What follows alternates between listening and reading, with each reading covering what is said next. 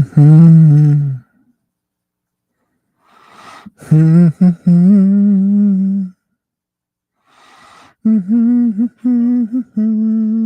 Humbleton.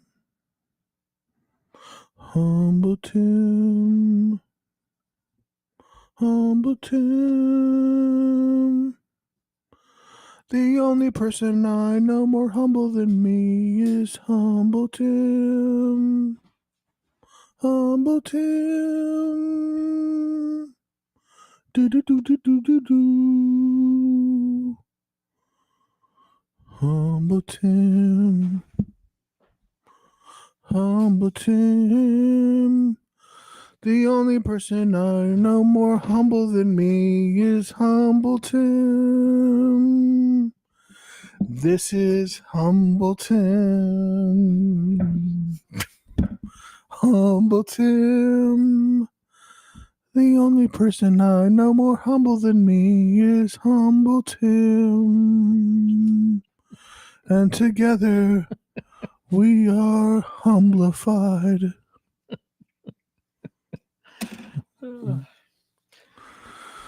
Embrace it, Tim. Embrace the humility. Are you going to start the podcast? Let's start the podcast. I was running out of ideas, so it's getting worse, ladies and gentlemen. It's getting worse. It's getting worse. Tim's was just getting tired of your starting thing. Oh, yes. I'm so sorry, ladies and gentlemen. It's No Sugar, No Cream podcast. It's Tuesday, and we're live on Facebook, not Instagram. We are on Instagram this time. We made it. We made it, ladies and gentlemen. My apologies. Guys, feel free to share the podcast on Facebook. Give us a like. Appreciate you guys watching us. We're on TikTok as well. TikTok too. YouTube, appreciate it. TikTok, Facebook, YouTube, Facebook. Instagram, oh my gosh. We're TikTok. everywhere. We're everywhere. We're worldwide phenomenal. It's not 1992 anymore, guys. Goodness, it's crazy. It's so crazy to grow up in those ages. Segue. You said 1982, but let's go with 1984. 1984. So I was 2. 1984. I was crapping my pants. A movie came out. Hopefully. And how many of you know this line? These ones go to 11. So my nephew didn't know it, but the mockumentary, This is Spinal Tap. Musicians, when that came out, because it was making fun of documentaries for rock bands, and it had all the tropes for, the extreme things that happen for a certain kind of a rock band, like, the extremist stuff. And it really started the whole concept of mockumentary, like Parks and Recreation. I mean, there's been so many of them. It really started. It has Rob Reiner, whose dad was Carl Reiner. Rob, some of you may know, Rob played as a young man, played on All in the Family, which was the #1 hit on TV. And his dad was Carl Reiner, who was a big Hollywood producer. And Rob's got to be like in his 80s now.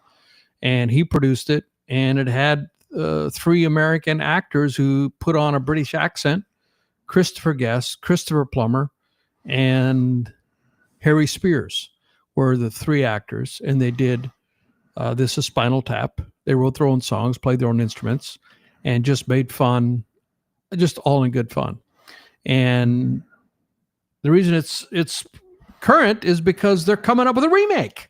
It's called This is Spinal Tap 2, and it's going to be in theaters in September, and I can't wait to go see it because I love that movie. And I mean, amongst my musician friends, these go to 11. This one goes to 11. I don't remember the exact quote, but it's about, he has a Marshall amp, and usually it goes from 1 to 10, the volume.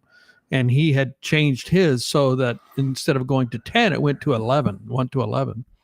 And he said that, well, when you're playing and you're at 10, where do you go? You have nowhere to go. Well, you have one more. And Rob Reiner, was playing a character who was interviewing him, and said, well, why not make 10 one louder and then just stay at 9? And he looks at him befuddled and he says, these go to 11. And it was just, So funny that you're breaking up in laughter. They're just hilarious. But I was still trying to wake up. I just rolled out of bed. I was. So I don't know. Put a note below if you know this is Spinal Tap. If you know of that movie, it's all in good fun, and I'm excited about what they had some cameos. I mean, I saw the clip. They've got Paul McCartney on there pretending like this is Spinal Tap is a real band.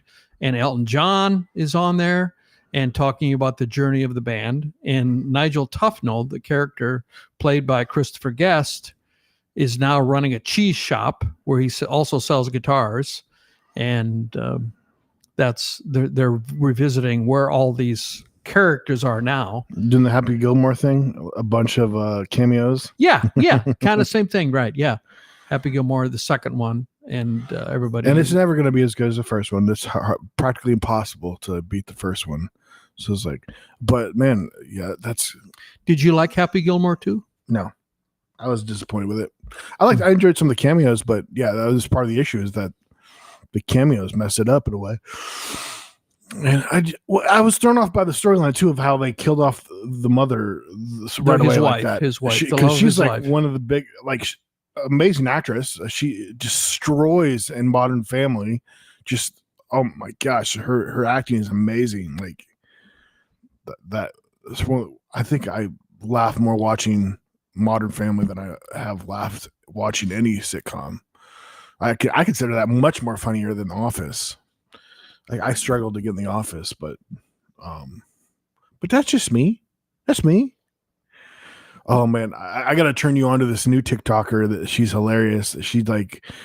Oh my gosh, she'll go live in a character, and she's done Lorax, this orange character, and like she'll just interact with go live and interact with people with her audience, but just she has these goofy things she says, but Lorax looks ridiculous anyways because it's like this orange character, and then she's got a big stomach on it, and it's funny because she's a girl, and then she's like flirting with women and like saying a bunch of like funny things, and I gotta figure out the best way to introduce you because I don't know, it's much different than our buddy Chit. Because Chit's like a whole skit thing, which we had some. So, anyways, as I tell you about something, but not tell you about it. But I forget even the name of it. But she does Lorax, and she's blowing up like crazy. She's getting like millions of views on all her stuff. But back to Chit. Sounds like a podcast that I know. A little bit of one, but then she does a bunch that of was skits. talking about no sugar, no cream. I was being a little bit cynical or sarcastic. Yeah, one of her best lines is like, "I'm bashful." I just want to put that on a t-shirt too. I'm Laura. I'm bashful. I'm bashful. It's just the way she delivers is hilarious. I'm showing. I just gotta show you. I mean, it's a different. It's just it's amazing. Like the world we live in today. I mean, there are positives and negatives, but one thing is, you don't have to rely on gatekeepers. You don't have to do auditions. You can just do your own thing, and get your friends around if you need to, like costume designer or whatever. Maybe she made her own costume or ordered it on Amazon, something, and has a Lorax costume. Pretty easily. I mean, you could probably order one on Amazon. I bet I could have one in a day. I bet I could have a Lorax costume. Guarantee it. Guarantee it. So, and not that expensive, probably. Yeah. So, who does she think we're the Lorax? We're bashful. No, I'm just kidding. So, I mean, I was just thinking about this.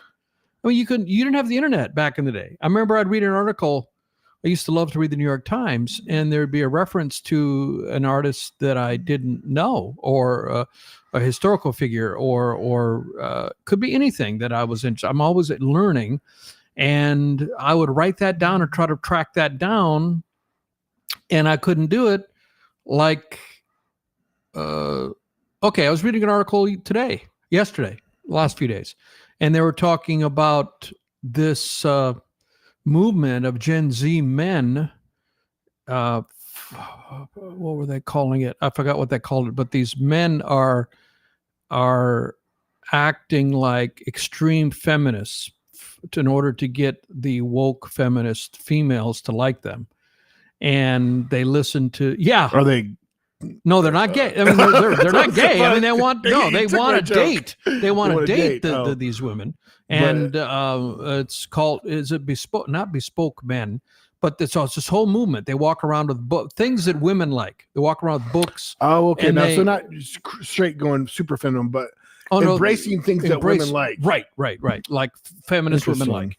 And like listening to female singer-songwriters. And they said, like they'll listen. And then, great writing will not do a laundry list, but drop it in. And they said, and so this particular person, and he likes to listen to Mitski, or he likes to, didn't say listen, he likes Mitski. And I'm like, okay, Mitski, is that food? Is that, I don't even, it was MITSKI. Now, some of you may know what it is. I was like, is that food? The context in the article wasn't, what is Mitski? Is it a person? Mm-hmm. Is it a product? Is it a sports car? Is it a handbag? I had absolutely no idea. 5-second Google search. Oh, it's a female artist, current pop artist, Mitski.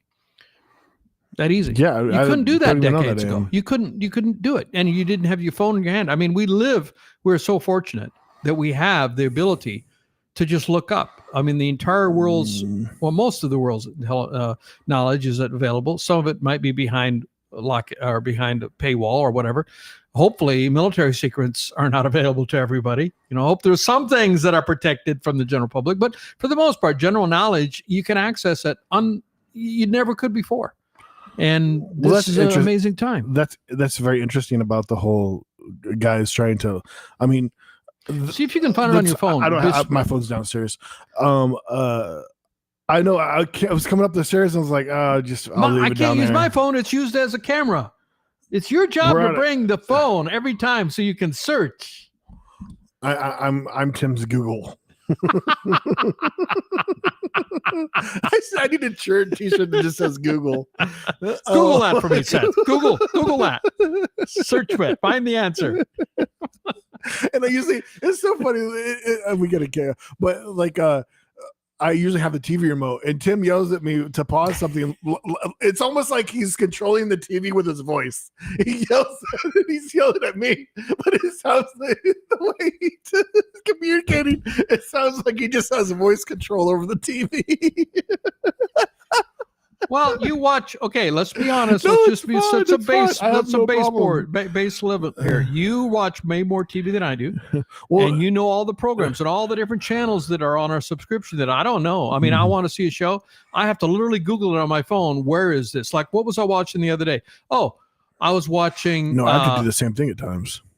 I was watching, and So It Goes, which is a 2-part documentary on one of my favorite artists, Billy Joel, and. What streaming channel is that on? I knew we had it, but I didn't know which, because I'd seen it. But which channel is it? HBO? Is it HBO Max? Is it Peacock? Is it Netflix? Is it Amazon? What else do we have? Hulu? Yeah, if you're not careful, you'll end up getting a subscription for one that you don't have, and then it's on another one. Right. So you have to Google. No, I'm gonna be Bobby Lee. Right. Gotta be turn my whole body. That's what Bobby Lee does. Right. And then he always asks permission to ask a question or something. I forget, or there's a certain way he does something. Yeah. Can I ask you a question? Yeah. I think, that's what he says. I think. I love Bobby Lee. I've become. I mean, I didn't know who knew who he was. I'd seen him in a comedian, a Korean American comedian, and around forever. I saw him Mad TV back in the day, back in the 90s. He was on live TV? Mad TV. I remember there was a show called Love, just Love. It was they only made one season of it. And it was, I don't remember which channel it was on, but the principal was a writer, and he was actually, because one of the references, he had gone to South Dakota State University, and he was from South Dakota. And I'm like, you never see that. You never see a character represented on any TV program from South Dakota. So I Googled this guy, and he wasn't from South Dakota, but he was from Iowa, in the northwest corner of Iowa. And actually, when you live in the northwest corner of Iowa, the nearest city is Sioux Falls, South Dakota. So he probably felt like, South Dakota. and he was the writer and the principal. And he included, there was a huge cast, or a pretty good cast, and Bobby Lee was on that show. And I remember he was funny. He had a bit part. I mean, there was like a regular cast was like 12 people, so he wasn't a major part by any stretch. But I remember him. He made an impression on me, and I mean, there are other actors on there that I don't remember, but he made an impression on me, and I remembered him. So that show was called Love, and of course, it ended in a positive way. I mean, the guy got the girl, and they fell in love, and all that. And I read the interviews, and they did it with. Again, I think I asked you this before. Who's the guy who did all the comedies? We looked it up. Famous producer, who's done like. Bachelor Party and Knocked Up, and who's the guy behind that? The producer. Oh yeah. Oh my gosh. He's been involved with a lot of comedies. And this South Dakota, or actually Iowa guy, when he moved to LA to do acting and comedy, he became good friends with this producer. I mean, you want to make a good friend with somebody who's going to help your career, make a friend with this. I wish I could come up with his name. I can't think of his name. But he's done, you would probably, even though he never acts, he's never in front of the camera, you would probably know his name because, and I can't recall it right now. If somebody had brought their cell phone, we could Google it right now, but somebody didn't bring their cell phone. The Googler is no good without his Google. So we got some mysteriousness going on with Chit. We just watched a good episode Monday, and then there's another one today or tomorrow. Another one tomorrow. Don't get excited, Seth. No. Today's Tuesday. Thursday. Yeah, you're right. 2 days away. 2 days away. See, Tim's as big as a fan as I am. We are both big fans. What day is it? What day is it? What year is it, Seth? What are we okay? 5. That's mean. Well, let's go forward. But no, Tim, you're humble. You know what I mean? You're just being humble. And it said 5 at the end of the. It said 5 at the end of the episode, so who knows what that means? Yeah, it did. It did. Yeah. And while back to it then. Crunching the numbers. What he's recording his voicemail. What is he just saying the whole time? Yeah. Could you imagine going to a voicemail? I always want to do that on my voicemail. Yeah. Crunching the numbers. Do it, lady. Oh, yeah.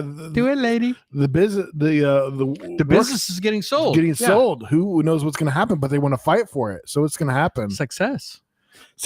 Yes. It's that. I'm just quoting all the lines that he keeps repeating over and over. And in fact, I got my good friend and co-writer Mike in on it, and he sent me a message the other. And he said his teenage daughter also is enjoying it. And we sent text back and forth coordinating our songwriting and our He has a teenage daughter? Yeah. Oh, wow. I didn't think he's younger than me, isn't he? I think so. I was going to see if he came over tonight, you take 10 minutes of you guys and do a really quick skit. Have him record it and have me and Ben. It was like, me and Tim need to go viral. Yeah. And she's into it. And he sent me a text the other day. Success. Oh, I mean that he probably really appreciated that because I mean, what's the hardest thing to do is to something that you connect with your daughter, teenage daughter. It's like something that both of you like. They love you like crazy until it just a little flip. I mean, I have that with a cousin of mine. I love my cousin to death, and I swear there's just a little switch. Once she was old enough to a certain age, she just couldn't stand me. It's just like, and the first episode he played, he was in the living room and they were, relaxing. And he started playing is there a black person here? Is there a black person here? No, there's a white person in here. Oh, I don't need one of those. I'm looking for a black person here. It was a take on a black purse versus a black person. A black purse in here. I think we've explained this before. Yeah, this has started it all. And that got his daughter interested. She was like, "What? What is that? Is that a racist show? What are you watching, Dad? What are you watching?" That's a good one to start. Those millennials, quick too. Millennial. A teenager would be alpha by now, or Z, barely Z, or mainly alpha. I don't know how old she is, but the dividing line now between Z and alpha is around 14 or 15, somewhere in there. So, well, that's fine. What I'm allowed to call them, I'm not. You're allowed to call them whatever. I give you permission. No. As far as I'm we concerned. We don't use those so we got words generation. We don't use those words on this podcast, Tim. Beta, alpha, and beta. I mean, we're already got alpha, beta coming up already. I think their kids being born today are generation beta. They've shortened the generation, and who decides this? I don't know. But the generations are no longer 20 years; they're only 15. I don't know. I was just called a piece of crap. So I think Generation Alpha probably goes from maybe 1 to 16, roughly speaking, in age, and then Millennial goes from 17 to 32 already. There's no way this next generation is Alpha, though, right? They're more like betas. I would say. No, the ones being born are beta now. The betas. But the ones that are like, if you're 10 to 15 or 5 to 15 for sure, Well, I know that my buddy's daughter is, I think she's 14 now, 13 or 14, and she is Alpha. She's Generation Alpha. And her older brothers, who are 3 or 4 years older, are Gen Z. Excuse me. And there is a difference. I mean, what I mean to say, there's more than a difference between their ages. They do have different viewpoints. Obviously, as each generation comes, they're more technologically proficient. But these younger generations are more and more conservative than you would expect. They're very conservative. And I think the future. Yeah, they got fed up to an extent. They got fed up. Yeah, I think they got fed up. Yeah, they've seen the negative effects of too much social media and much extremeness of. Yeah, so there's a everything for every action there's a reaction. So, I think the pendulum is swinging, and that's good. I mean, you talk some of these, Gen Alpha kids. I mean, they are so smart beyond their years, and they're aware of what's going on, and more those like I was at that age, not very cognizant of the world. But I guess when you have a phone, I mean, how many? In fact, my pastor preached. He's got an 8-year-old son, and he was talking about raising his son as a Christian in today's world, and his son doesn't have a phone. He doesn't let his son have a phone. And friends were saying, how do you allow your son not to have a phone? He's not going to be cool if he doesn't have a phone. And Pastor Lyle said, I really don't care if he's cool or not. I care if he's holy. I care if he loves God.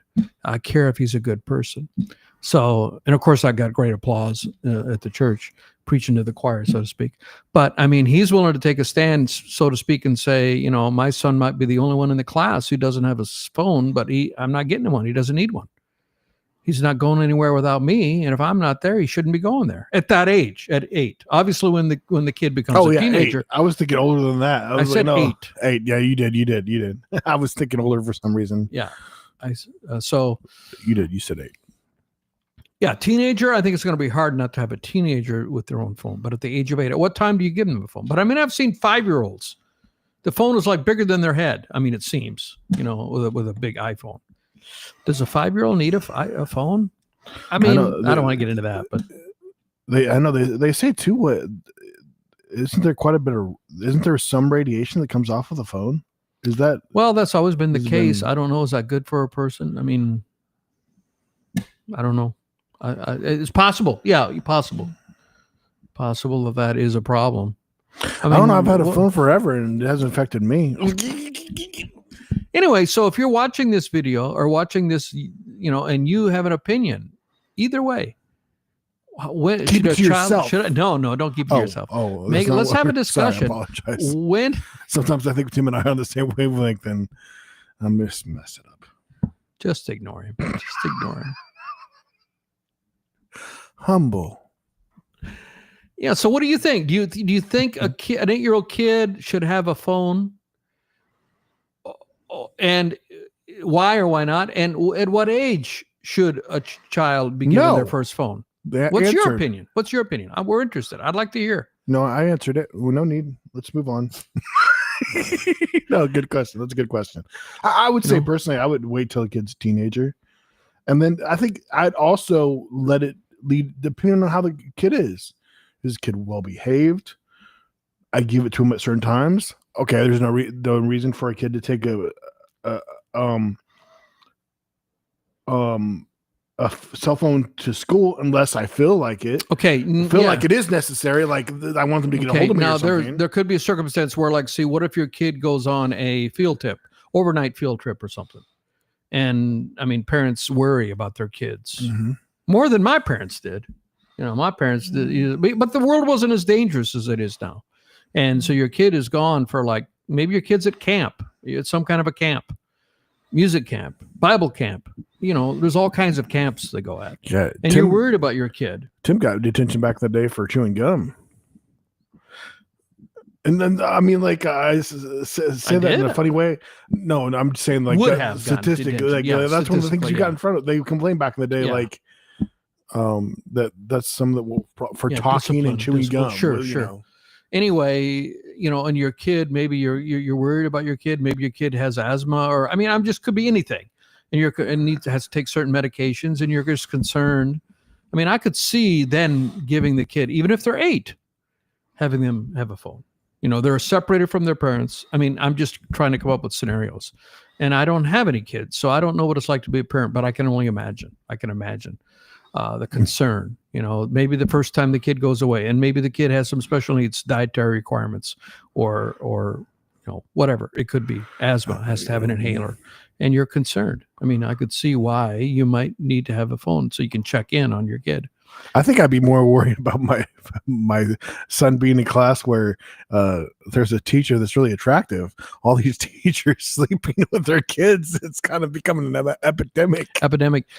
And goodness. I saw an article recently that's talking about that, and it's the dynamic. A lot of these women are, the teachers are very, gorgeous women, and all the guys make jokes like, that kid, he didn't get molested. He's enjoying it. 15-year-old kid, whatever. But I saw an article recently that said the dynamic, and then they usually have a good husband that treats them well, and then you wonder why did they do that to them. And the article was saying that it's about power. They have a power over the kid, and really that makes it, it does. They exert that power, whether it's soft power, and they do it gently and softly, but they have the power because they're older. And it gives them, some people revel in having power. All of us do to a certain extent. They say absolute power corrupts absolutely. And so there's some of that aspect that goes into these really hot, beautiful women that are like 30 with a great marriage, with a looks like a handsome husband that treats them well, and they still have the need to go and, molest 14, 15-year-old boy in their class. It happens, there's so many stories. It's almost not even, it's like, oh, another story. Oh, another one. But it's more about the woman is exerting power. That's what this article said. And it's not just about the sex, it's about the power. I know. I just thought they were horny. That's so interesting. Yeah, me too. That's what I thought too. But this article was saying, no, it's more than that. It's about the power dynamics. I think too that just the amount of time they spend with them, they get to know them,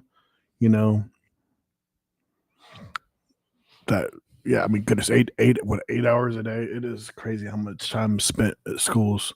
The amount of time I spent in school, even though I was homeschooled until 5th, but even, just the amount of stuff that just did not apply. The amount of stuff I loved, enjoyed, math, and that applies. You know how often I do algebra? Not every day. Never. I was like, I wish there could be something where you just 4 hours of school in the morning, and then there's if there should be something else, it should be like sports stuff or something in the afternoon, or work opportunities, like something hands-on, like some kind of you get to, or just a job. Like my whole senior year, I just had classes in the morning, and then I went on to a job. I was happy to be done with school. What job did you have? What was your first job? My first job was worked at a grocery store, bagging groceries, but there was never any raises or anything. And then, were you respectful to the customers? Very respectful to the customers. I'm sure you were. In fact, that was one of my first interactions with somebody that passed away. There was this really wonderful black lady that I worked with that ended up as manager, like second command, I think. And in fact, once I'd been there a while, I got kind of lazy and stuff, and she pulled me aside and gave me a little talking to that, just like, if I think about it too long, it'll probably make me cry, just because like it meant so much to me to her pull me aside and not lecture me, but just be like, hey, you're better than that, and I know you're raised better than that too, and all that kind of stuff. And she within a year or so or less, she was just losing energy, and after a few days, after probably less than a week, she had just passed away. She had a late stage cancer and didn't get it caught, and she just was getting tired and then passed away. And I definitely regret not going to that funeral. I don't know why I didn't go to that funeral, but they just said it was a celebration. She was a wonderful lady. Yeah, Hot Springs, Arkansas, right? Yep, that was in Hot Springs. She was a wonderful lady. Just pulled me aside and gave me a nice talking to, and just definitely one of those people that you didn't have to ask if they were a Christian, because you could just tell it by their character and by who they were. It's really a wonderful experience in that kind of environment.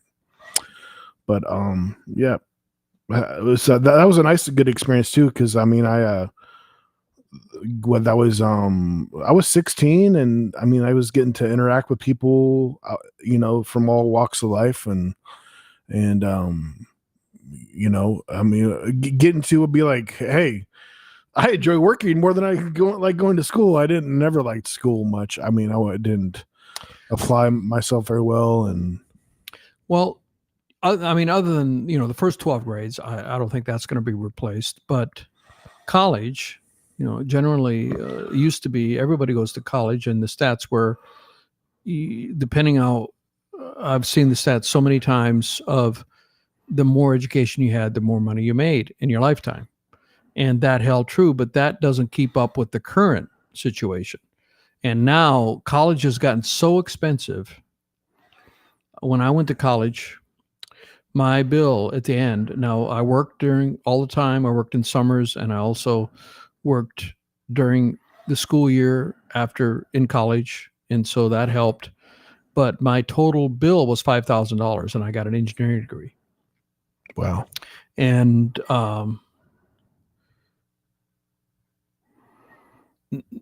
just to compare, my starting salary was $22,000. So my bill at the end of my college was less than 1/4 of my starting salary. And today, the same degree, bachelor's degree, mechanical engineering, average starting salary, well, I've Googled it a few times, but it could be in the range of $80,000 right out of college. Sometimes could be less, could be 60, but let's say 80. Let's say just 4 times more. And you're not getting, even if you go to state school, you are not getting an engineering degree with $20,000. That ain't going to happen, because multiply everything times 4. If to make it equivalent of what would have been, so my starting salary was $22,000, and which was a lot of money back then. I mean, a lot of inflation has happened, and $22,000 to start, $5,000 bill, so less than 1/4 of my starting salary. And now let's say you could get 85, and you may even not even get that. You may only get 65, but let's say you got 85 or 80. Let's make it 80. 1/4 of that would be $20,000. What I don't think even the School of Mines in South Dakota, where I went, state school, I'm pretty sure you couldn't get a 4-year degree with $20,000. And so everybody's graduating with these huge 6-figure bills, and it's just really hard to pay that off. So college leaves you with a huge, huge bill into their 40s. I know people that are into their 40s still paying on their school loans. And I mean, you should be saving retirement. We're saving for putting your kids through college. Again, college. And now you can make a lot more money by getting into the trades. The trades like electrician, plumber, you can mint money, especially if you have your own, if you work for somebody else. Well, but if you have your own electrical business, it's your own business. So you do the invoicing.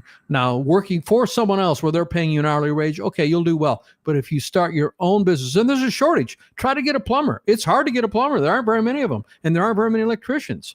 You can make a mint doing that. Well, see, there's an issue.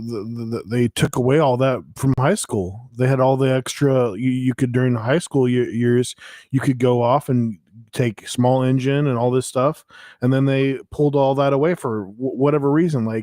And I think plumbing was one of those things.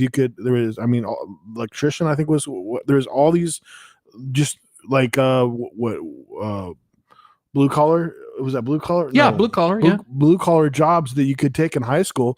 One of my friends remember taking small engine. I mean, you could be, by the time you graduate high school, be able to take apart a vehicle and put it back together. And they took away all these programs, like I think late 90s or something. And that is a big reason why there's a lack of plumbers and all these things, because they took the programs away from school. Mm-hmm. You could have done it back in school, which we'll be surprised if the grade of the college has probably helped with that. It could be, because they wanted more of these people to be going on and going to spend money in college. Another thing that can be a big issue with college, a lot of these kids will take degrees and they get a degree in something where there's not a lot of positions available. Well, and they don't pay. They don't pay that well. The joke was, you get a degree in underwater basket weaving. Which is a sarcasm. I don't know if that's still a phrase, but get a degree in English. To get a degree in where there's no jobs. Some of those jobs you don't get you get a degree, a language degree. Like my friend Michael, really good friend, American, but of Italian American descent, and we went to we took a month off and we went to Italy in our 30s, and he had never been to Italy, and he fell in love with it. His legacy, his ancestry, and he decided to quit his job when we got back. Radical change of his life. He quit his job, and he went to school to study Italian, and he got a master's in Italian languages. Wow! But what kind of job are you going to get? Where are you going to get a job that will pay for a master's level Italian when your first language is English and Italian is your second language? Because the issue is there's a whole bunch of Italians who Italian is their first language and they speak very fluent English. And okay, if you learn a language as an adult, you will never, because I learned Japanese as an adult, and you will never be as proficient as someone who learned it, who was born in it and grew up the first 5 years formative. You just will never reach that level. Well, I've never say never, but extremely rare that you can ever reach the level of proficiency when you start as an adult versus someone who started speaking it as a kid. So he's competing against native speakers who speak English almost as well as he did, because English is the universal language. So where are you going to get a job? Hey, I speak Italian fluently. Yeah, so does Sergio, who's actually born in Italy. So that's a worthless. I think Michael watches this podcast, but he doesn't do anything with that now. He's in IT, and so that was a degree that ended up really not helping him much. He followed his passion. But a very common thing. No jobs for that, and you need to consider.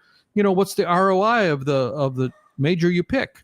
Now, a STEM one, science, technology, engineering, and math, STEM job's something different, But on the other hand, that's changing too. They say that AI is removing in a whole bunch of, used to be for the last 20 years or so. You want to make it big? Get a job in IT. Learn how to code. That ain't the best advice now in the last couple of years. AI can do all of that. AI can build you a website. Just put in your prompts and boom, there's a website. You went into a good field. You're literally recruited by multiple companies. I was at that time. It was so popular that you became a recruiter yourself. That's how. True. That's true. That's true. I was a recruiter for DuPont, which was quite interesting. And there were three. I would interview them, and then one of the managers would interview them, and then the big director would interview them, all the candidates. And if they torqued me off. And I said no, they didn't get the job because it had to be an animal. They didn't get the offer, I should say, because they didn't have to accept it. And that was way back when DuPont, was way ahead of their time. And they said that they wanted, this was in the 80s, DuPont wanted to really advance minorities and women and minorities. And so we had to hire 50% of the offers we had to make had to be women and minorities. And if you had a female minority come in, that was 2 points. So for every female minority you hired, you could hire one more white male. And I remember there was this Asian woman. I could hardly understand her because her first language was Chinese. And she spoke English so poorly. She had a master's degree in something. And we offered her a job because we needed, 2 points. That means you could hire one more white male because you hired her. And we offered her the job, but she never took it. She probably had better offer somewhere else. But that was way back in the 80s, and so DuPont was way ahead of their time. And the problem they were having was that they were, and then they were trying to, hello, somebody's calling. It's my phone. Is it going to mess up your, oh no, that's your. It's still working. Whoever that is, stop calling. I should have put it on, we're live. Yeah. How many minutes are we at? Can you tell? Okay, looks like we're live. I mean, this is the first time this has happened. I neglected to put it on sleep mode, and my apologies to you. And if you heard that, I'm guessing you probably did. Well, yeah, sure. I'm sure they could. So it's still, I can see my hand moving in the camera on the computer. So apparently it's still valid. We are live. Hopefully we're still live. I don't think we're not live. Learning something new every time. Just have to remember, put it on sleep mode. Does it say live? Upper right-hand corner? Does it say upper right-hand corner? What does that say? In session. End. Okay. So that means we're still going.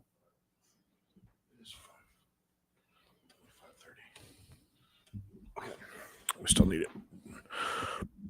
I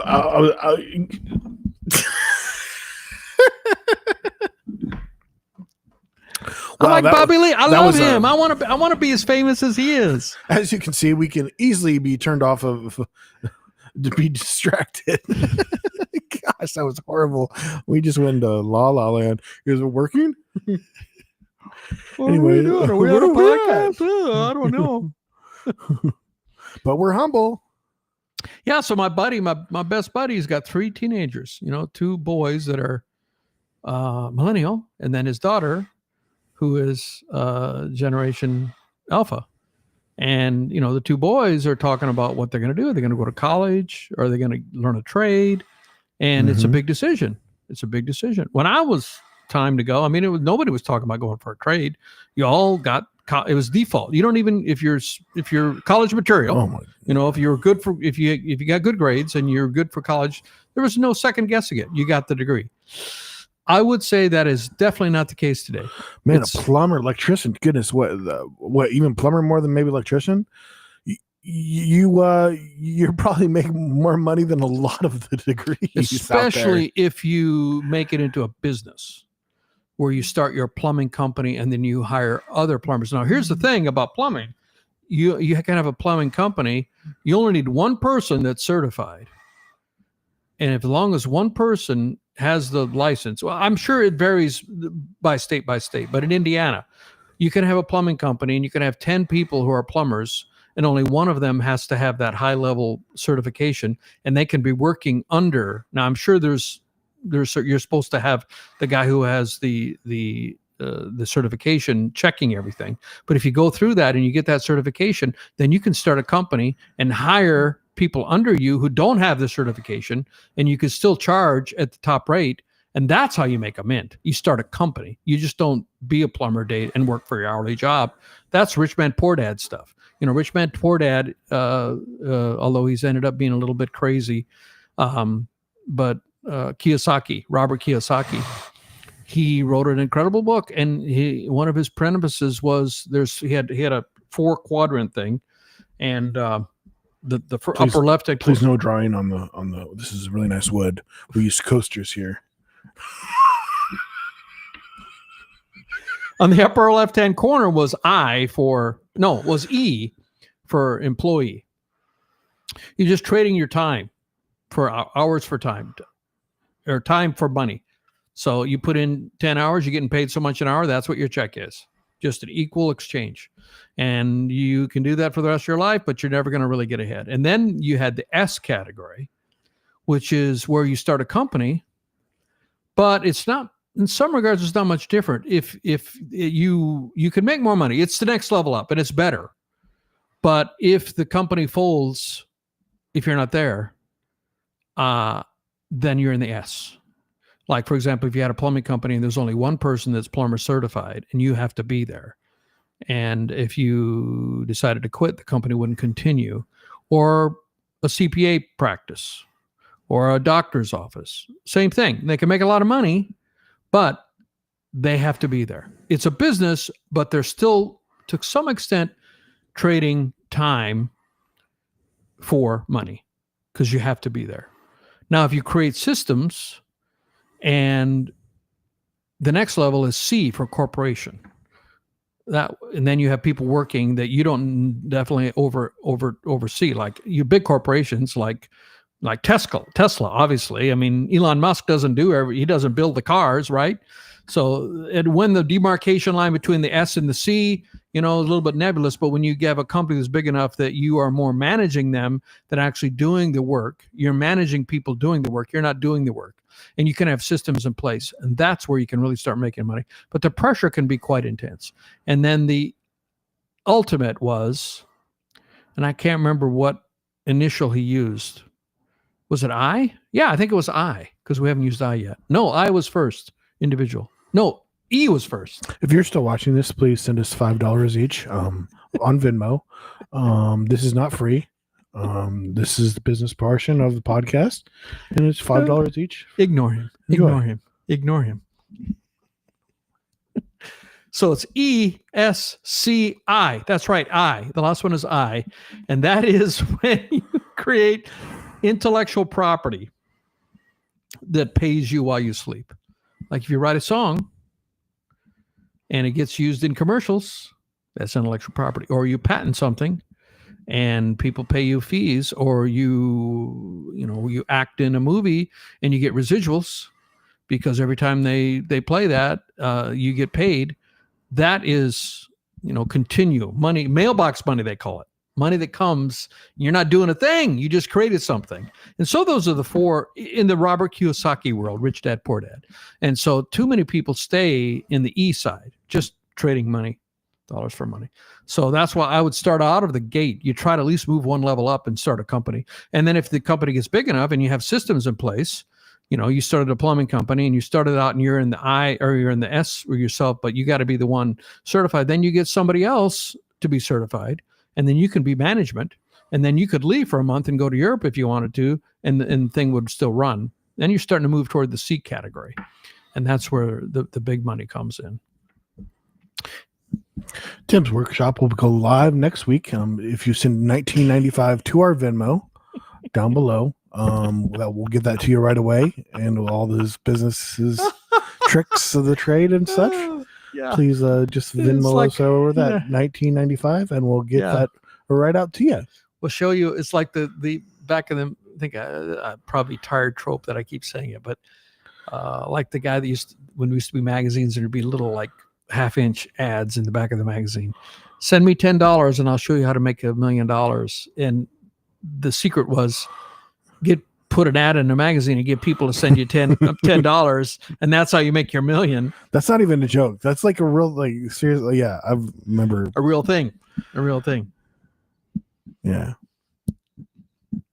So that's probably what the category of my advice is. You Guys, weigh it for yourself if it's worth anything. I don't know. If there's 5,000 people watching us and you each send us $50, you will make us rich, and you could do the same thing, and it works. We'll let you know if it works.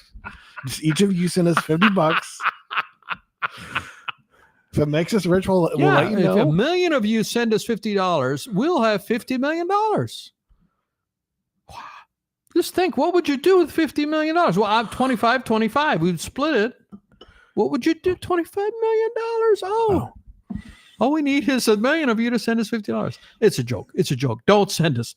There's no address that you can send it, so don't send. It's a joke. If you do, I'll send it back. Cash App, Venmo.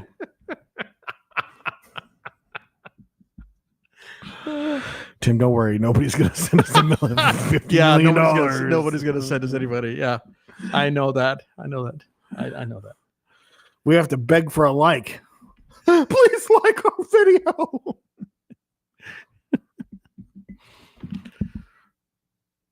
Bobby? Guys, I think that's it for us. It's getting a little out of control over here. Appreciate you guys watching the podcast, subscribing. Please feel free to share the podcast on Facebook. That gets us out to more people. We really appreciate that. You can check us out on YouTube, Spotify, Apple, where you find your podcasts. And guys, we will see you next time. Thanks for watching. Appreciate you. Bye.